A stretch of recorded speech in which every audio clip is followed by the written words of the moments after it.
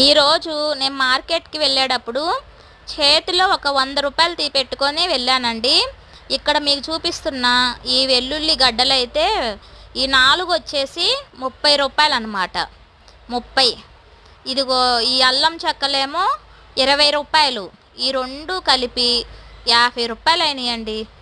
ఇక ఇవి పక్కన పెడితే ఆకుకూరల విషయానికి వద్దాము. ఈ పుదీనా, కొత్తిమీర రెండు కలిపి ఒక రూ. 30 అయిపోయినాయి. 30 కాదు, రూ. 20. ఆ గోంగూర ఏమో రూ. 10 అండి, 10కి 3 అంట. పాలకూర ఒక రూ. 20. అవి ఒక ఆకుకూరల వరకు రూ. 50 అండి. మొత్తం రూ. 100 తీసుకెళ్తే నాకు వచ్చిన ఐటమ్స్ ఇవన్నమాట. హైదరాబాద్లో డబ్బులు సంపాదించడం చాలా ఈజీ అండి, బతకడమే చాలా కష్టం అన్నమాట. రోడ్డు సైడు ఆకుకూరలు పెట్టుకున్నా కానీ రోజుకి ఈజీగా రూ. 1000 సంపాదించవచ్చు.